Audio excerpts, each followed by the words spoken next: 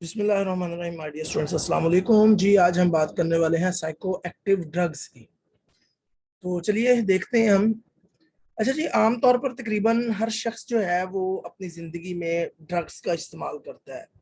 Childhood से लेके old age तक जो है वो लोग डिफरेंट कॉजेज़ की बिना पर, डिफरेंट वजूहात की बिना पर जो है वो ड्रग्स का इस्तेमाल करते हैं। मसलन कुछ लोग जो है वो पैनाडोल का इस्तेमाल कर रहे होते हैं, कुछ लोग जो है वो ब्रुफन का इस्तेमाल कर रहे होते हैं, कुछ लोग जो है वो पेन रिलीवर्स का इस्तेमाल कर रहे होते हैं, दर्द को कम करने वाली जो अद्वियात हैं उनका इस्तेमाल कर रहे होते हैं, कुछ विटामिन का और कुछ कोल्ड रिलीफ मेडिसिन का जो है वो इस्तेमाल कर रहे होते हैं, कुछ और डिफरेंट तरह की जो मेडिसिन हैं उनको जो है वो यूज कर रहे होते हैं।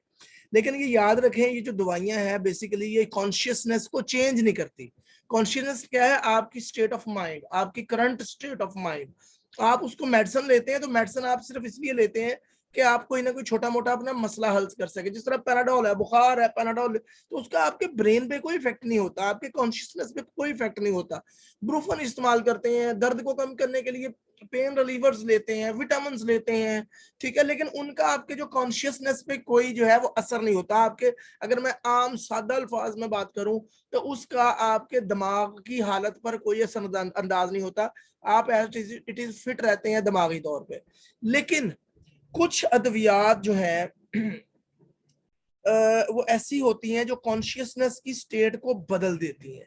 उन अद्वियात को हम साइको एक्टिव ड्रग्स कहते हैं बेसिकली। यानी जैसे मैंने पहले बात की कि बहुत सारी ऐसी अद्वियात हैं जो हम जस्ट किसी ना किसी मर्ज की वजह से ले रहे होते हैं, लेकिन वो हमारी दिमागी हालत को चेंज नहीं करती। ये मैं दिमागी हालत इसलिए कर रहा हूँ, बेसिकली लफ्ज मुझे कॉन्शियसनेस यूज करना चाहिए, लेकिन चूंकि मैं आसान करने के लिए या इजी करने के लिए समझा रहा हूँ तो इसलिए मैं उसको थोड़ा सा लेमैन जो है वो वर्डिंग यूज कर रहा हूँ। बारह लेमैन वर्डिंग का मतलब है इजी वर्डिंग यूज कर रहा हूँ, ताकि हमारे जो बेसिक जो बुनियादी तौर पे जो लोग हैं हमारे साथ अटैच हैं उनको भी समझ आ जानी चाहिए कि बेसिकली हम डिस्कस क्या कर रहे हैं। तो बात हम कर रहे हैं साइको एक्टिव ड्रग्स की। तो साइको कुछ लोग फिर ऐसे होते हैं जो इस तरह की अद्वियात इस्तेमाल करते हैं, इस तरह की ड्रग्स यूज करते हैं या ऐसी नशावर अद्वियात इस्तेमाल करते हैं जिनकी वजह से दिमागी तौर पर जो है वो दिमाग में चेंजेस आता है, वो कॉन्शियसनेस में जो है वो तब्दीली आ जाती है। आम तौर पर इनको तफरीही अद्वियात भी कहा। तफरीही मीन्स के जो तफरीह के लिए लोग यूज करते हैं, अपने आप को रिलैक्स करने के लिए यूज करते हैं। तो अब ये चार तरह की बेसिकली अद्वियात होती है और इनको जो इनका साइंटिफिक नेम है that is psycho active drugs. ठीक है, रिक्रिएशनल ड्रग्स भी इनको कहते हैं। रिक्रिएशनल का मतलब होता है तफरीही अद्वियात। वो लोग जो तफरीह करने के लिए यूज करते हैं, सुकून करने के लिए यूज करते हैं, रिलैक्स होने के लिए यूज करते हैं। लेकिन जब हम इसको साइंटिफिकली हम इसकी बात करें तो हम इसको कहते हैं साइको एक्टिव ड्रग्स। तो चार तरह की बेसिकली होती हैं साइको एक्टिव ड्रग्स। सबसे पहले होती है एनाल्जेस्टिक्स, उसके बाद डिप्रेसिव्स, फिर स्टिमुलेंट्स, फिर हेलोसिनोजेंस। चलिए बात, अच्छा, अब थोड़ा सा इन सबको वन बाय वन जो है वो पढ़ने से पहले थोड़ा सा और देख लेते हैं कि जो साइको एक्टिव ड्रग्स होती हैं बेसिकली वो ह्यूमन बीइंग के जो कॉन्शियसनेस होते हैं, जो इमोशंस होते हैं, जो परसेप्शंस होती हैं, जो एटीट्यूड्स होता है, उसका बिहेवियर जो होता है वो उसको जो है वो तब्दील कर देती है। और बहुत सारी तो यू कैन से कि अक्सर हम में से अक्सर जो है वो अपनी जिंदगी में कुछ नफ्सियाती अद्वियात जो है, नफ्सियाती अद्वियात मीन साइको एक्टिव ड्रग्स, यानी most of us use psycho active drugs in our life. हम में से बहुत सारे लोग जो हैं वो अपनी जिंदगी में साइको एक्टिव ड्रग्स यूज करते हैं। कैसे यूज करते हैं? क्योंकि कुछ साइको एक्टिव ड्रग्स जो है वो हमारी चाय में भी पाई जाती हैं, सिगरेट में भी पाई जाती हैं, कॉफी में भी पाई जाती हैं। तो हम तकरीबन चाय भी सारे पीते हैं और कॉफी भी तकरीबन पीते हैं, और हम में से मोस्टली लोग जो है वो सिगरेट भी पीते हैं। तो इट मीन्स कि कुछ साइको एक्टिव ड्रग्स जिनका बहुत ज्यादा असर नहीं होता, जो ज्यादा जो है वो एडिक्टिव नहीं होती या परेशान कुन नहीं होती या डेंजरस नहीं होती, वो हम अपनी रोजमर्रा जिंदगी में इस्तेमाल करते हैं। लाइक मैं रोजाना 7 से 8 कप चाय के जो है वो पी लेता हूँ इजीली। हालांकि चाय में जो है, चाय में भी साइको एक्टिव ड्रग होती है, वो हम आगे चलकर डिस्कस करते हैं कौन सी होती है जब हम वन बाय वन चीजों को पढ़ेंगे। तो ये वो ड्रग्स होती हैं जो फिर परेशानी का बायस नहीं बनती। अच्छा जी, बात मैं कर रहा था, मिसाल के तौर पर अगर आप 1 कप कॉफी पीने के आदी हैं तो उसका मतलब है आप कैफीन ले रहे हैं, यानी कैफीन जो कॉफी में जो है वो कैफीन होती है। और या अगर आप सिगरेट नोशी करते हैं, सिगरेट पीते हैं, तो उसका मतलब है आप निकोटीन ले रहे हैं। कॉफी या सिगरेट या अल्कोहल या कोकीन वगैरह के मुकाबले में, कॉफी या सिगरेट यानी अल्कोहल और कोकीन वगैरह के मुकाबले में बहुत से लोग ज्यादा खतरनाक दवाएं जो है वो यूज करते हैं। वो तमाम साइको एक्टिव ड्रग्स जो है, याद रखें, ये आपके नर्वस सिस्टम को मुख्तलिफ तरीकों से मुतासर करती हैं। कुछ साइको एक्टिव ड्रग्स जो है वो आपके लिम्बिक सिस्टम को, लिम्बिक सिस्टम हम नर्वस सिस्टम में पढ़ चुके हैं, कुछ साइको एक्टिव ड्रग जो है वो लिम्बिक सिस्टम पर असर डालती हैं, इफेक्ट करती हैं। कुछ साइको एक्टिव ड्रग्स जो हैं वो आपके फ्रंटल लोब पर असर डालती हैं, और कुछ साइको एक्टिव ड्रग्स जो है वो आपके ब्रेन के कुछ दूसरे हिस्सों पर भी असर डालती हैं। ज्यादातर डेंजरस जो है वो ड्रग्स जो है वो आपके बायोलॉजिकल और आपके अंदर साइकोलॉजिकल इंडिपेंडेंस या सॉरी डिपेंडेंस जो है वो पैदा कर देती है। बायोलॉजिकल डिपेंडेंस का मतलब ये होता है कि एडिक्शन बेसिकली आपकी जो बॉडी है वो साइको एक्टिव ड्रग्स के बगैर ठीक तरह से काम नहीं करती, आप एडिक्ट हो जाते हैं ड्रग के। और जब हम बात करते हैं साइकोलॉजिकल डिपेंडेंस की, तो उसका मतलब ये होता है कि यूजर ये समझता है कि वो ड्रग को यूज किए बगैर अपनी जो डेली लाइफ की रोजमर्रा एक्टिविटी या दबाव या स्ट्रेस को जो है वो डील नहीं कर सकता। यानी ये हमने बात की है बेसिकली कि साइको एक्टिव ड्रग्स, सबसे पहले हमने बात की कि जो आपके कॉन्शियसनेस, आपके इमोशन, परसेप्शन, बिहेवियर, एटीट्यूड को चेंज करती है। कुछ साइको एक्टिव ड्रग जो है वो हम रोजाना की बेस पे ले रहे होते हैं, जिस तरह सिगरेट, कॉफी और जो चाय वगैरह हम पीते हैं उसमें होता है, ठीक है जी। लेकिन कुछ साइको एक्टिव ड्रग्स ऐसी होती हैं जो खतरनाक होती हैं, जो आपके लिम्बिक सिस्टम को, आपके फ्रंटल लोब को, इवन के आपके ब्रेन के बहुत सारे पार्ट्स को जो है वो डैमेज करती हैं। अब साइको एक्टिव ड्रग्स जो है बेसिकली दो तरह की डिपेंडेंस क्रिएट करती हैं, एक तो हम कहते हैं बायोलॉजिकल और दूसरे को कहते हैं साइकोलॉजिकल डिपेंडेंस। बायोलॉजिकल डिपेंडेंस का मतलब क्या होता है कि आपकी बॉडी जो है वो ड्रग लिए बगैर सही तरह से काम नहीं करती। और साइकोलॉजिकल डिपेंडेंस क्या है, आपका एक थिंकिंग पैटर्न बन जाता है कि जब तक आप ड्रग नहीं लेंगे आप काम नहीं करेंगे। अच्छा जी, ड्रग्स या साइको एक्टिव ड्रग्स लेने की कॉजेज क्या होती हैं? कुछ लोग जो है वो जस्ट फन के लिए, गेटिंग प्लेयर, इसलिए लेते हैं, ठीक है जी।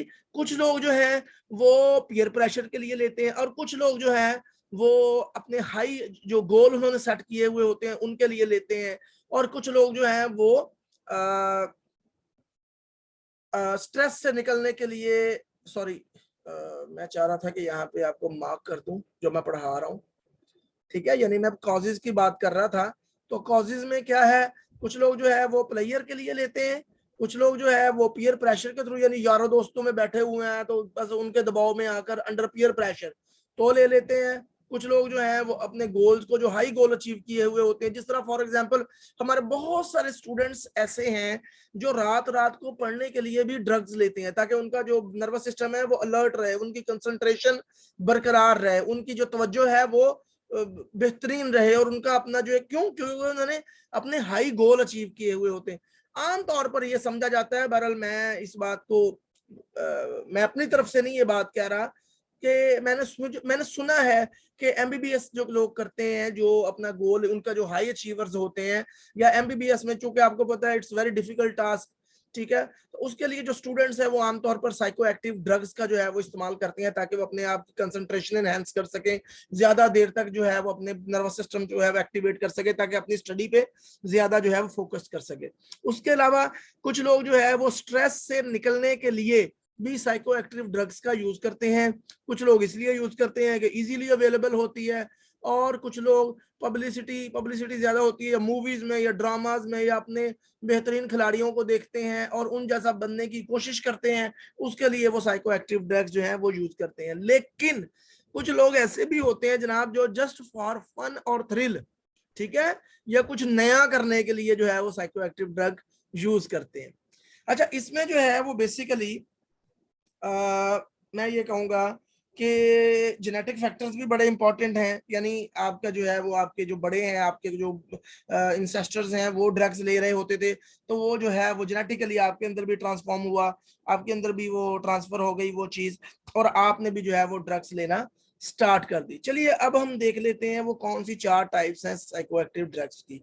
सबसे पहले आ जाते हैं स्टिमुलेंट्स। स्टिमुलेंट्स क्या होते हैं जी? बेसिकली स्टिमुलेंट्स होते हैं जो आपके सेंट्रल नर्वस सिस्टम को एक्टिव कर दें, जो है वो स्टिमुलेट कर दें, उनकी एक्टिविटी को बढ़ा दें, आपकी एक्टिविटी एनर्जी को जो है वो बूस्ट कर दें। अच्छा, सबसे पहले क्या है यहाँ पे आप पढ़ सकते हैं, stimulants is a class of psychoactive drugs, those stimulate the central nervous system and enhance it's activity. ठीक है जी, कि यानी कि स्टिमुलेंट्स क्या होते हैं, साइको एक्टिव ड्रग्स की वो क्लास है, वो उसकी किस्म है जो आपके सेंट्रल नर्वस सिस्टम की एक्टिविटी को बढ़ा देती है, स्टिमुलेट कर देती है, आपकी अटेंशन को एनहेंस कर देती है। उनमें सबसे पहले आ जाती है जी कैफीन। कैफीन क्या है? फर्ज करें कि आप एक तालिब इल्म हैं और आप एमएससी साइकोलॉजी कर रहे हैं, आप अपने टेस्ट की तैयारी कर रहे हैं जो अगली सुबह मुनक्कद होगा, या आपको जो देना है अगली सुबह जो है वो टेस्ट आप प्रिपेयर कर रहे हैं, ठीक है, लेकिन आप क्या है, थके हुए हैं, you feel tired, you are getting sleepy. तो क्या होगा, यकीनी तौर पर आप एक कप चाय या मजबूत ब्लैक कॉफी जो है, स्ट्रॉन्ग कॉफी जो है, ब्लैक कॉफी पीनी चाहिए आपको। क्यों? क्योंकि कॉफी, चाय, कोल्ड ड्रिंक्स और चॉकलेट्स में काफी मिकदार में कैफीन होती है, जो हमारे सेंट्रल नर्वस सिस्टम को स्टिमुलेट करती है, जो हमारे दिल की धड़कन जो है, वो मसल जो प्रेशर टोन है उसको बढ़ाती है, हमारे ब्लड प्रेशर को बढ़ाती है। इसके अलावा कैफीन जो है, it enhance the concentration and attention of the person who is going to intake that. और उसके अलावा जो है वो आपके अटेंशन स्पैन, जो आपका यू कैन से के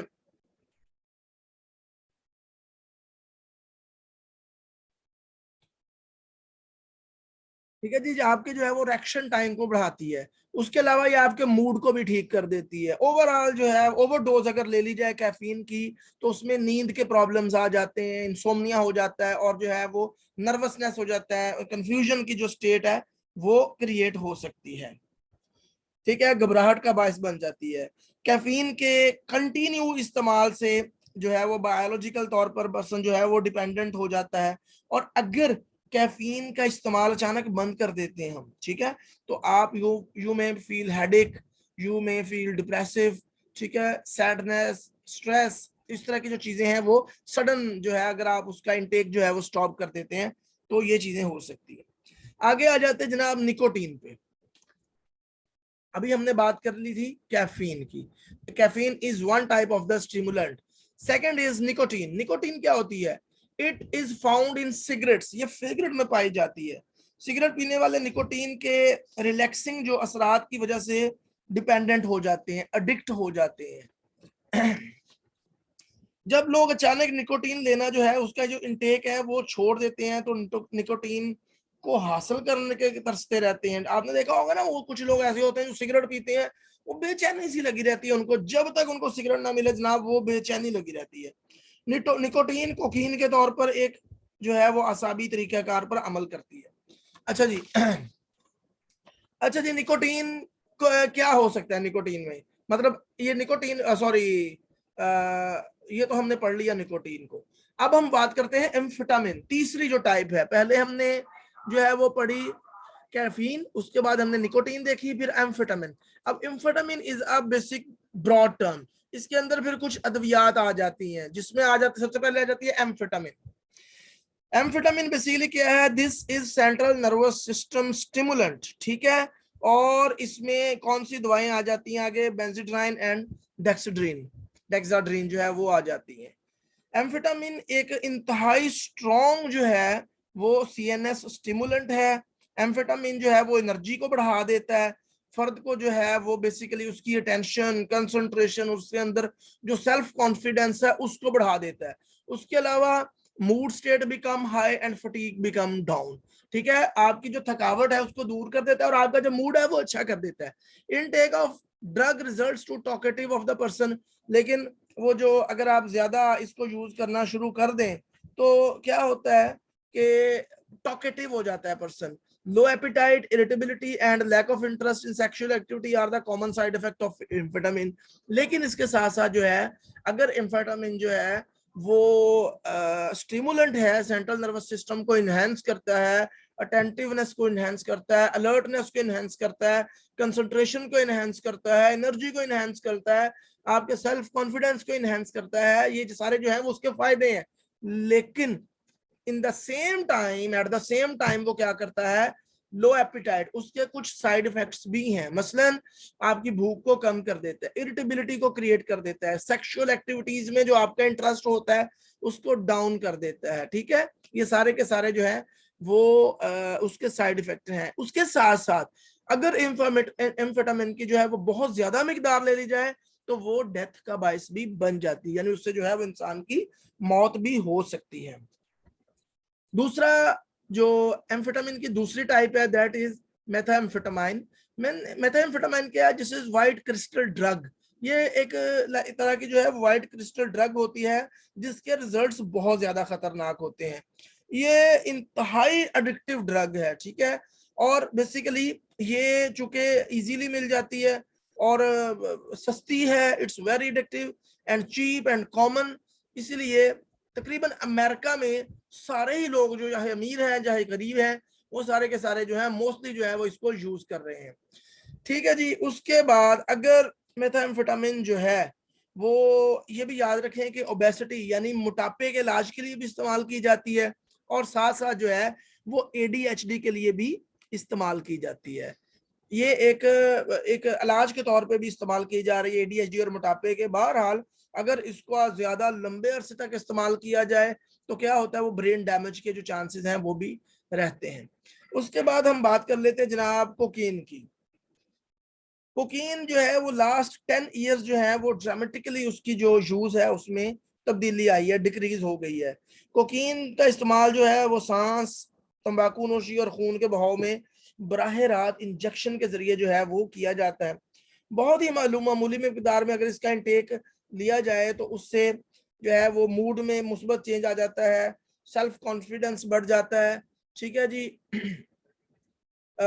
उसके साथ साथ जो है जनाब पॉजिटिव मूड आ जाता है। लेकिन कोकीन खाने के फौरन बाद असर कर देती है और ये याद रखें, ये जेहन में रखें कि बेसिकली ये चेंज जो है ये डोपामिन न्यूरोट्रांसमीटर की वजह से है। क्यों? क्योंकि उसको ये स्टॉप करती है। कोकीन के इस्तेमाल के बाद जब कोकीन जो है डोपामिन जो है वो उसके इस्तेमाल को रोक देती है, जिसकी वजह से जो है वो dopamine this is a neurotransmitter basically. Dopamine क्या होता है? It become the result to triggering the hallucinations, ठीक है। वो खैर स्किज़ोफ्रेनिया में हम इसको पढ़ चुके हैं या हम पढ़ेंगे आने वाले वक्त में। बहरहाल कोकीन जो है वो डोपामिन को की सतह को जो है वो बढ़ा देती है, जिसकी वजह से जो पॉजिटिव मूड आ जाता है और यूजर जो है वो बेसिकली फिजियोलॉजिकली और साइकोलॉजिकली जो है वो इसका आदी बन जाता है। उसके अलावा साथ साथ जो है वो हेलुसिनेशन, जैसे मैंने आपको पहले बात की कि हेलुसिनेशन भी है इससे क्रिएट हो जाते हैं। एट द एंड अगर बहुत ज्यादा मिकदार में जो है वो कोकीन ले ली जाए तो इससे इंसान की डेथ भी हो सकती है। अच्छा जी, ये तो थे स्टिमुलेंट्स जिसमें हमने बात की, कोकीन की बात की, उसके बाद एम्फेटामिन की बात की। एम्फेटामिन फिर हमने एम्फेटामाइन और मेथाम्फेटामाइन, उसके अलावा जो है हमने फिर आगे बात की निकोटीन की और कैफीन वगैरह की। ये स्टिमुलेंट्स की कैटेगरी में थी, ठीक है जी, जो पहली। अब आ जाते हैं डिप्रेसेंट्स। डिप्रेसेंट्स क्या होते हैं? डिप्रेसेंट्स वो अद्वियात होती हैं जो आपके सेंट्रल नर्वस सिस्टम की एक्टिविटी को डाउन कर देती हैं, स्लो कर देती हैं, ठीक है जी। डिप्रेसेंट्स वो जो ड्रग्स हैं जो सेंट्रल नर्वस सिस्टम की एक्टिविटी को स्लो कर देती हैं, ठीक है। अगर इनको कम मिकदार में लिया जाए, intake of small amounts of depressants may cause euphoria, खुशी, जॉय, हंसी। On the other hand large amounts of depressants intake may lead to poor muscle control, slurred speech and the making motion difficulty. यानी आपकी अगर ज्यादा मिकदार में ये ले ली जाए तो क्या होता है कि पठों का कमजोर कंट्रोल, आपका अपने मसल्स पे कंट्रोल नहीं रहता। उसके अलावा जो है आपकी स्पीच जो है वो आपका अपनी जुबान पे कंट्रोल नहीं रहता, आप सही तरह से स्पीच नहीं कर पाते। आपने देखा होगा ना कि शराब पीने वाले लोग असल जो है वो लड़खत रहे होते हैं, कभी इधर गिर रहे होते हैं, कभी इधर गिर रहे होते हैं, उनसे असल में मोला भी नहीं जा रहा होता, उनकी मूवमेंट जो है वो भी बड़ी मसले की बनी हुई होती है। तो इसीलिए क्योंकि उनका जो बेसिकली सेंट्रल नर्वस सिस्टम है वो डिप्रेस हो चुका होता है, उसकी जो एक्टिविटी है वो स्लो हो चुकी होती है, इसीलिए जो है वो इंसान का ना अपनी मूवमेंट पे कंट्रोल होता है, ना आपकी बॉडी पे कंट्रोल होता है अपनी पे, ना अपनी स्पीच पे कंट्रोल होता है, और भी बहुत सारी चीजों में जो है वो इंसान का कंट्रोल नहीं होता। तो सबसे पहला डिप्रेसेंट्स कौन सा है जी? अल्कोहल। अल्कोहल सबसे आम डिप्रेसेंट्स है। Trend of alcohol consumption in different cultures, ठीक है जी। बहुत सारे कल्चर्स में इसका इस्तेमाल जो है वो डिफरेंट है। खैर हमारे कल्चर में तो या हमारे दीन में जो है वो शराब जो है वैसे ही हराम है, ठीक है, लेकिन बहुत सारे जो कल्चर्स हैं उसमें हलाल है, मतलब हलाल से मुराद ये है कि वो जायज़ है, वो लेते हैं। मिसाल के तौर पर एशियाई लोगों में अल्कोहल का इस्तेमाल अफ्रीकी अमेरिकन के निस्बत जो है वो मुख्तलिफ है। अफ्रीकन अमेरिकन के मुकाबले में एशियाई अमेरिकन जो है वो कम, ये रिसर्चेस जो के ये लिटरेचर हम जो है वो इंटरनेशनल किताबों से लेते हैं, तो मसाले भी यहाँ पर अफ्रीका, अमेरिका एंड यूरोप वगैरह की ज्यादा होती हैं। अच्छा जी, रिसर्चर्स ये कहते हैं कि जो वुमेन या फीमेल जो होती हैं वो मेल के मुकाबले में अल्कोहल के असरात का ज्यादा शिकार होती हैं, यानी उनपे जो है वो ज्यादा असर करती है अल्कोहल। अगरचे जो यूज है अल्कोहल का डिप्रेशन का बायस बनता है, लेकिन बाज सूरतों में ये लोगों की सेहत और समाजी सलाहियत को बढ़ा भी देता है। यानी कि बाज बात ये नहीं होता कि वो डिप्रेसिव भी है, तो बाज दफा तो ये होता है कि उसको दवाई के तौर पे भी इस्तेमाल किया जाता है। समटाइम जो होता है वो लोग जो हैं वो खुशी के जज्बात को बढ़ाने और स्ट्रेस को कम करने के लिए अल्कोहल का यूज करते हैं। लेकिन अगर अल्कोहल का जो है वो ज्यादा यूज किया जाना शुरू हो जाए तो उसके जो है वो साइड इफेक्ट भी क्रिएट होना शुरू हो जाते हैं। ठीक है जी, मोस्टली साइड इफेक्ट इसके कौन से हो, सॉरी कहाँ चला गया मैं, मोस्टली जो इसके साइड इफेक्ट्स कौन से होते हैं, फिजिकल और इमोशनल इंस्टेबिलिटी, यानी आपके जो इमोशंस डिस्टर्ब हो जाते हैं, आपकी फिजिक्स जो डिस्टर्ब हो जाती है, आपकी मेमोरी जो है वो डिस्टर्ब हो जाती है, उसके अलावा आपकी स्पीच डिस्टर्ब हो जाती है, मूड जो है वो अग्रेसिव भी हो सकता है, और आपकी जो कुव्वत फैसला है, कम जजमेंट है, वो कमजोर हो जाती है। Large quantity intake of the alcohol in a short time period may result to death of the person. लेकिन अगर आप थोड़े वक्त में ज्यादा शराब पी लेंगे तो उससे डेथ भी जो है वो वाकया हो सकती है। समटाइम क्या होता है, मुख्तलिफ सिचुएशंस में जो लोगों को अपनी डेली लाइफ के कामों को मौसर अंजाम देने के लिए भी अल्कोहल का यूज करना पड़ता है। ठीक है जी, जब हम शराब या अल्कोहल की जो है वो एडिक्शन में मुब्तला हो जाते हैं तो जो है वो उसको फिर मतलब अपनी रोजमर्रा जिंदगी में जो है वो फिर एडजस्ट करने की कोशिश करते हैं। अच्छा जी, अगर हम इसके कॉजेज को देखें तो ये याद रखें कि मोस्टली जो है वो फैमिलीज में रन करता है, फैमिलियल बिहेवियर होता है। मतलब आपके बड़े अगर अल्कोहलिस्ट थे, एडिक्टिव थे अल्कोहल के, तो आप भी अल्कोहल जो है वो आपके अंदर बहुत ज्यादा चांसेस हैं कि जो है वो आप अल्कोहल का यूज करेंगे। उसके साथ साथ फिर वही बात है, दोस्तों का प्रेशर, आपका माहौल और दूसरे सोशल फैक्टर्स जो हैं वो आपको शराब पीने पर मजबूर कर सकते हैं। आगे आ जाता है जी बारबिचुरेट्स। अब हम बात कर रहे हैं वही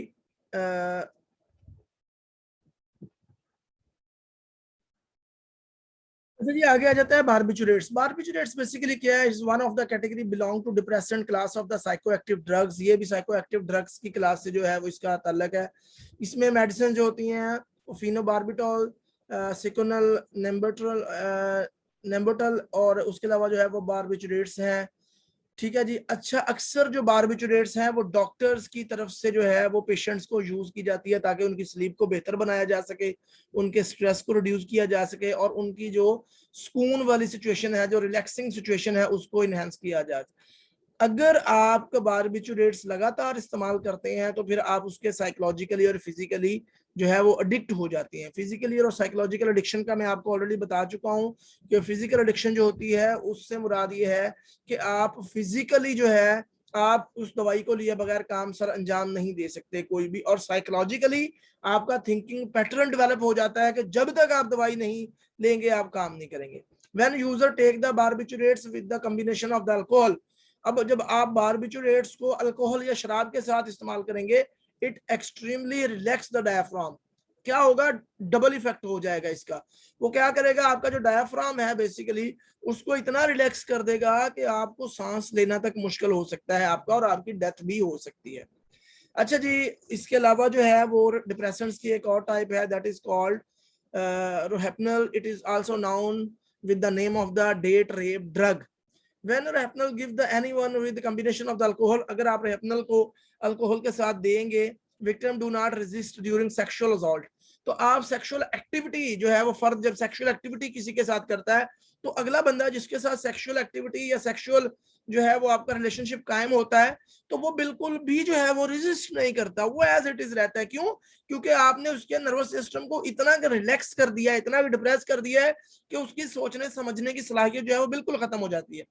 when this drug unknowingly given to the individual, he or she know memory about the sexual result. लेकिन अगर और जब आप ये जो है आप किसी को भी ये ड्रग दे देते हैं तो जो जिसके साथ सेक्सुअल एक्टिविटी हुई होती है वो उस फर्द को जो है वो उसके सेक्सुअल एक्टिविटी से रिलेटेड कोई मालूमात ही नहीं होती, वो मेमोरी जो है उसकी बिल्कुल ब्लैंक होती है, उसको कुछ याद नहीं होता कि उसके साथ जो है वो क्या हुआ है। अगली जो टाइप है दैट इज नारकोटिक्स। नारकोटिक्स क्या होते हैं जी? ये वो साइको एक्टिव ड्रग है जो आपकी रिलैक्सिंग स्टेट को बढ़ाता है। सॉरी 1 मिनट, कॉल में सुन लो जरा।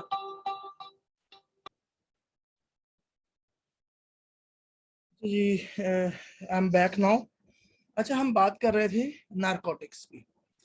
नारकोटिक्स बेसिकली एक ऐसी टाइप है ड्रग्स की जो आपकी रिलैक्सिंग और रिलीविंग, जो रिलैक्सेशन जो है वो आपको रिलैक्स करती है, उसके अलावा आपके पेन को जो है वो रिलीफ देती है और आप एंजाइटी को जो है वो रिड्यूस करती है। दो ड्रग इसमें ज्यादा इंपॉर्टेंट है, फर्स्ट इज मॉर्फिन और दूसरी हीरोइन। हीरोइन का तो आपने नाम सुना होगा, मॉर्फिन शायद आपने कभी सुने होगा, पर हीरोइन जो है वो तो एक बड़ा इंपॉर्टेंट है। Medical specialist recommended the morphine for the treatment of the severe pain. ठीक है, जो मेडिकल स्पेशलिस्ट है वो मॉर्फिन को रिकमेंड करते हैं जब किसी को बहुत ज्यादा सीवियर पेन हो रही हो।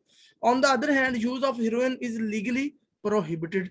आपको ये भी पता होना चाहिए कि जो हीरोइन है बेसिकली उसको जो है वो लीगली प्रोहिबिटेड है, यहाँ पे पाबंदी है हमारे, इवन के हमारे मुल्क में, बल्कि सब हर जगह पे जो है वो पाबंदी है। लेकिन उसका इलीगल होने के बावजूद बहुत सारे लोग जो है वो रिलैक्स होने के लिए जो है वो हीरोइन का यूज करते हैं।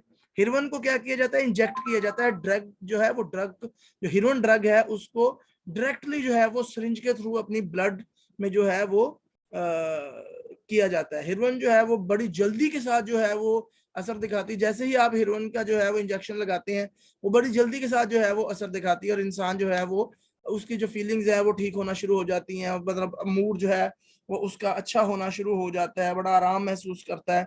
और इसका जो असर है वो इस्तेमाल के तकरीबन 3 से 5 घंटे तक जो है ये बड़ा पुरसुकून रहता है आदमी। लेकिन जैसे जैसे हीरोइन का जो इफेक्ट है वो खत्म होना शुरू हो जाता है, एक बेचैनी सी, एक परेशानी, एक स्ट्रेस सी सिचुएशन जो है वो बढ़ जाती है और उसकी क्रेविंग होना शुरू हो जाती है, यानी उसके दोबारा इस्तेमाल की जो है वो क्रेविंग होती है, इंसान की ख्वाहिश होती है कि उसको दोबारा इस्तेमाल किया जाए। और उस अब होता क्या है कि जैसे जो फर्द है, जो यूजर है, वो बार बार इसको जब इस्तेमाल करता है तो जब नेक्स्ट टाइम इस्तेमाल करता है, आज इस्तेमाल की है फिर दोबारा इस्तेमाल करेगा तो उससे ज्यादा मिकदार जो है वो उसकी इस्तेमाल करना पड़ेगी। और आखिरकार क्या होता है कि मैं तो उसको मरीज ही कहता हूँ कि यूजर जो है, जो मरीज है, वो इसका इतना आदी बन जाता है कि उसकी सारी जिंदगी जो है वो हीरोइन के गिर्द ही, उसको लेने में, उसके लिए स्ट्रगल करने में, फिर चोरियां करता है, डाके डालता है, ठीक है, लूटता है लोगों को, घर में लड़ाई झगड़ा, इवन के लोग घर के बर्तन तक बेच देते हैं ताकि वो हीरोइन को ले सकें। क्यों? क्योंकि हीरोइन के इस्तेमाल से जो है वो अच्छा फील करते हैं। अब इसका इलाज जो है वो बहुत मुश्किल है, लेकिन एक ऐसी दवाई भी मौजूद है जिसको हम कहते हैं मेथाडोन। मेथाडोन बेसिकली क्या करती है, इसका रिसर्चर्स ने इसको इस्तेमाल किया है मेथाडोन को हीरोइन के इलाज के लिए। This is a chemical, this is an artificial chemical basically. तो मेथाडोन जो है उन्होंने देखा कि मेथाडोन इंसान में जो है वो हीरोइन के एडिक्शन को खत्म कर देती है। लेकिन अब इंसान, और उसके साथ साथ जो है वो इंसान अपनी रोजमर्रा जिंदगी में जो है वो हीरोइन के बगैर भी जो है वो अपना गुजारना शुरू कर देता है। और लेकिन उसके एक जो है वो उसकी एक उसकी खामी कह लें या जो भी है, तो उसमें क्या होता है कि इंसान हीरोइन की तो डिपेंडेंसी जो है वो खत्म हो जाती है, लेकिन मेथाडोन की डिपेंडेंसी हो शुरू हो जाती है। फिर इंसान जो है वो मेथाडोन पे, बहरहाल मेथाडोन के वो साइड इफेक्ट नहीं होते, वो परेशानियां नहीं होती, क्योंकि ये जो है वो एक आर्टिफिशियल जो है वो केमिकल है। बहरहाल रिसर्चर्स जो है वो ऐसी ट्रीटमेंट की कोशिश कर रहे हैं इन्वेंट करने की कि जिसकी जो है वो एडिक्शन ना हो पेशेंट को। जिस तरह मैंने आपको बताया कि मेथाडोन की तो जो है वो एडिक्शन हो जाती है कि अगर हीरोइन छोड़ दी है तो मेथाडोन की एडिक्शन शुरू है, लेकिन रिसर्चर्स अब ये कोशिश कर रहे हैं कि मेथाडोन की एडिक्शन से भी जो है वो बचा जा सके। अच्छा जी, अब आखिरी जो है वो रिसर्च हमारे पास आ जाती है, दैट इज कॉल्ड हेलोसिनोजेंस, जिसको हम हेलोसिनोजेंस कहते हैं। हेलोसिनोजेंस सारी नहीं मैं पढ़ाऊंगा, थोड़ा सा टाइम भी मेरा खत्म होने वाला है, ठीक है, मुझे थोड़ा सा काम भी है, तो मैं बहरहाल इसका थोड़ा सा पार्ट जो है पढ़ा के फिर आपसे इजाजत चाहूंगा। हेलोजेंस बेसिकली क्या है, ये हेलुसिनेशन को क्रिएट करती है, ठीक है, और आपके जो परसेप्चुअल प्रोसेस जो है वो आपकी परसेप्शन है, इदराक है, उसको जो है वो चेंज कर देती है। डेफिनेटली जब आपका परसेप्चुअल, या आप कहेंगे कि अगर हेलुसिनेशन क्रिएट कर रही है तो hallucination directly related to the perceptual process. आपका परसेप्चुअल प्रोसेस जब डिस्टर्ब हो जाता है तो उसकी एक जो खासियत, उसकी जो एक निशानी होती है वो हेलुसिनेशन भी होते हैं, ठीक है। हेलुसिनेशन बेसिकली आजकल जो है, सॉरी 1 मिनट वेट, हेलुसिनोजिन की एक जो मेन टाइप है आजकल जो तकरीबन सारी दुनिया में यूज करी जा रही है, दैट इज मैरिजुआना। मैरिजुआना क्या होता है? चर्स, जिसको हम आमतौर पर जो है वो चर्स कहते हैं basically. Active ingredient which make the people addict of marijuana is tetrahydrocannabinol. अच्छा, अब इसमें क्या होता है बेसिकली, इसमें एक इंग्रेडिएंट होता है जिसकी वजह से इंसान जो है वो एडिक्ट हो जाता है, उस इंग्रेडिएंट को टेट्राहाइड्रोकैनाबाइनॉल जो है उसका नाम दिया